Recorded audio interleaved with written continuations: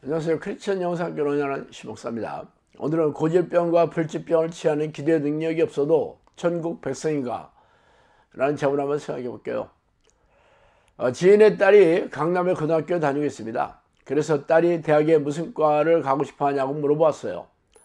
그랬더니 강남의 고등학생들이 성적이 안 돼서 못 가서 그렇지 성적만 가능하다면 거의 대부분의 학생들이 의대를 가고 싶어 한다는 말을 하더라고요.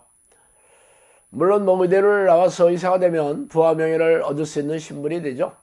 그러나 모두가 그런 것은 아닙니다.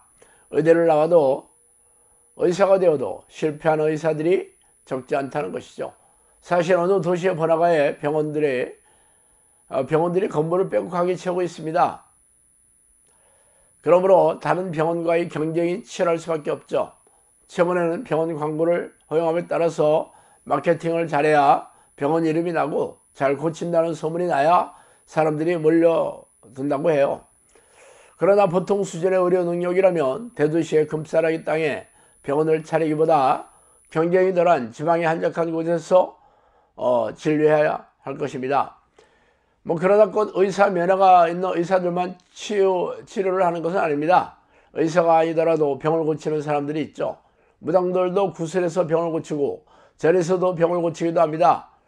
물론 성경에는 예수님과 제자들도 고질병과 불치병, 장애를 고치는 믿음의 능력을 소개하고 있죠. 그러나 현대교회는 고질병과 불치병을 고치는 치유의 능력에 대해서는 성경에 그런 일이 있었다고는 가르치지만 자신들이 그런 능력으로 고질병과 불치병을 치유할 생각조차 없으니 안타까운 일이게요. 그러나 치유의 능력이 없는 걸 부끄럽게 여기거나 이상하게 여기지도 않죠.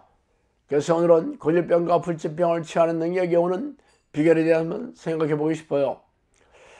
주여 내 아들을 불쌍히 여기소서. 그가 간질로 심히 고생하여 자주 불에도 넘어지며 물에도 넘어지는지라. 내가 주의 제자들에게 데리고 왔으나 능히 고치지 못하더이다.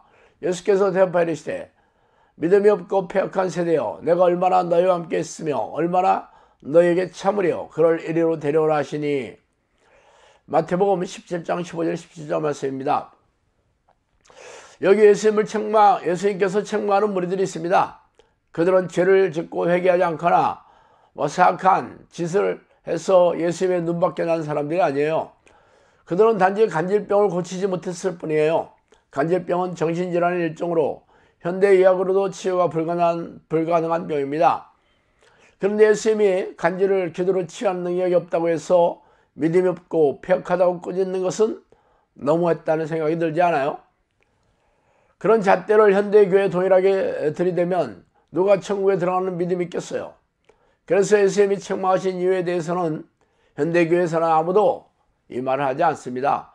다만 화가 나서 심한 말을 하시게 되었나 보다 하면서 어물쩍 넘어가기 일쑤죠. 그러나 성경에 예수님께서 헛된 말씀을 한마디라도 하신 게 있었겠어요? 그냥 인지하고 싶지 않으니까 손바닥으로 하늘을 가리고 있을 뿐입니다. 그래서 치유에 대해 말씀하시는 다른 구절을 한번 또 찾아보았어요. 또 이르시되 너희는 온 천하에 다니며 만민에게 복음을 전파하라. 믿고 세례를 받는 사람은 구원을 얻을 것이요 믿지 않는 사람은 정죄를 받으리라. 믿는 자들에게는 이러한 표적이 따르리니 곧 그들이 내 이름으로 귀신을 쫓아내며 세방을 말하며 뱀을 집어올리며 무슨 독을 마실지라도 해를 받지 아니하며 병든 사람에게 손을 얹은 적 나으리라 하시더라. 위의 구절은 예수님께서 승천하시면서 제자들에게 유언처럼 해주신 말씀이죠. 제자들이 복음을 전해 이를 믿는 자들이 구원을 얻을 것이며 구원을 얻는 표적이 바로 귀신을 쫓아내며 병든 자들에게 기도하면 치유가 일어난다고 약속하였습니다. 말하자면 구원을 얻는 믿음이 바로 병을 고치는 능력으로 드러난다고 하신 것이죠. 이 말씀대로라면 치유의 능력이 없는 교인들은 구원을 얻을 만한 믿음이 없다고 하신 말씀이 아니겠어요? 그러나 우리네 교회에서 이런 얘기를 귀를 씻고 들어보지도 못하죠. 그렇다면 또다시 예수님의 구원의 척도를 부풀리고 과장해서 말씀하신 걸까요? 너희 중에 병든 자가 있느냐? 그는 교회 장로들을 청할 것이요 그들은 주의 이름으로 기름을 바르며 그를 위하여 기도할지니라. 믿음의 기도는 병든 자를 구원하리니 주께서 일으키시리라. 혹시 죄를 범하였을지라도 사하심을 받으리라. 그러므로 너희 죄를 서로 고백하여 병이 낫기를 위하여 서로 기도하라. 의인의 간구는 역사하는 힘이 금이니라. 야고보서 5장 14절에서 16절 말씀입니다. 당신은 하나님 앞에 의인입니까? 아니면 악인입니까? 의인은 하나님께서 죄가 없다고 인정해 주시고 기뻐하는 백성이죠. 의인으로 인정받아야 천국 백성이 되는 것은 당연한 일입니다. 물론 예수님께서 십자가에서 흘리신 보혈의 공로로 말미암아 죄를 고백하고 회개했으니까 죄가 깨끗하게 씻겨져서 이제는 의인의 반열에 들어 구원받는 백성이 되었다고 굳게 믿고 있을 것입니다. 그렇다면 당신에게 의인의 증거가 무엇입니까? 성경에서는 의인의 간구는 역사하는 힘이 커서 병자에게 해준 기도의 능력으로 치유가 일어나게 될 것이라고 약속하고 있죠.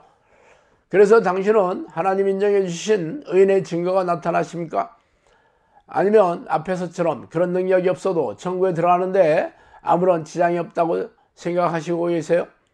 물론 성경에서 뭐라 말하더라도 눈이 감기고 귀가 가려워지고 마음이 둔화져 있다면 그 말씀이 들어오지 않겠죠.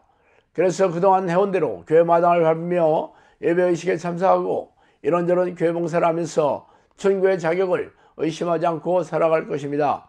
그러나 심판대 앞에서 그동안 교회의 관행으로 내려오는 종교의식이나 목사들의 성경을 자의적으로 비틀어버린 그런 성경 해석으로 천국에 들어가겠어요? 만약 그랬다면 성경이 진리가 아니며 성경이 곧 하나님이라고 말하는 게 우습기 짝이 없겠죠.